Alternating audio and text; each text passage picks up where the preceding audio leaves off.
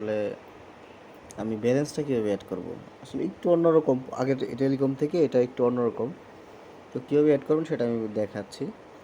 প্রথমত আপনারা হোমে যাবেন। হোমে যাওয়ার পরে এখানে এই একটা অপশন আছে দেখবেন, অ্যাড ব্যালেন্স। আমি অ্যাড ব্যালেন্সে ক্লিক করলাম। এখানে মেইন অপশন আছে না? আপনাদের জেনে খুশি হবেন যে আপনারা মেইন ব্যালেন্সের টাকা দিয়েই ড্রাইভ এবং ফ্লেক্সি দুইটাই করতে পারবেন। যখন ড্রাইভ কিনবেন তখন কমিশন দেখাবে না, কিন্তু ফ্লেক্সি লোড যখন করবেন 20 টাকা 100 টাকা, তখন একটা যে কমিশনটা পান আপনি 1000-এ 25 টাকা 26 টাকা, ওই কমিশনটা ডান দিকে দেখাবে যে এত টাকা কম কমিশনটা বা কস্ট 100 টাকা রিচার্জ দিলে আপনার কত খরচ হচ্ছে। তো আপনি প্রথমে মেনে সিলেক্ট করে কনফার্ম করবেন। কনফার্মে ক্লিক করার পর এখানে 3টা অপশন আছে। যেহেতু আমরা নগদ, রকেট, বিকাশ, পার্সোনাল এগুলা ব্যবহার করতেছি, তো এখানে দেখবেন। এখন আপনি মনে করেন এখানে কত টাকা অ্যাড ব্যালেন্স করবেন, 500 টাকা। 500 লিখার পরে নেক্সট। এখন আপনার প্রশ্ন হচ্ছে এখানে ট্রানজ্যাকশান, এই যে এন্টার ট্রানজ্যাকশান আইডি। তো ট্রানজ্যাকশান আইডি কোথায় পাবেন?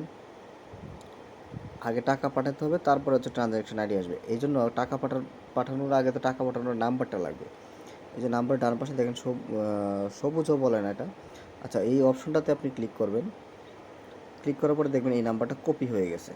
আমি যদি এখানে পেস্ট করে দেখাই, এই দেখেন পেস্ট হয়ে গেছে, অর্থাৎ এটা কপি হয়ে গেছে।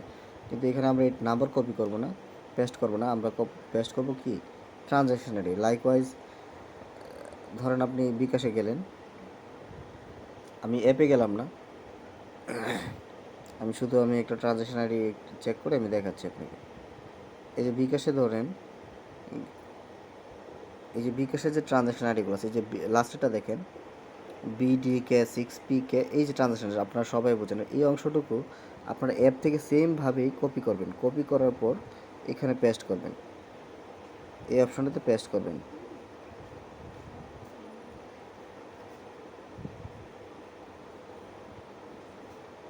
আচ্ছা, 5000ই লিখলাম, এটা তো আমার কোনো সমস্যা না। এখানে পেস্ট করবেন। পেস্ট করার পর আপনার কাজ হচ্ছে ভেরিফাই ক্লিক করা।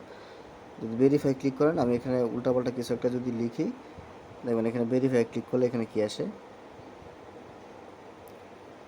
ইনকারেক্ট। অর্থাৎ আমি তো আসলে ট্রানজ্যাকশনটা পাঠাই নাই, কোনো কিছু করি নাই। তো আপনাদের ক্ষেত্রে হচ্ছে আপনি যখন এই ট্রানজ্যাকশনটা সঠিক ট্রানজ্যাকশনটা দেবেন, ব্যালেন্সটা অটোমেটিক অ্যাড হয়ে যাবে। তো এভাবে আসলে ব্যালেন্সটা অ্যাড করবেন। ধন্যবাদ, ভালো থাকবেন সবাই।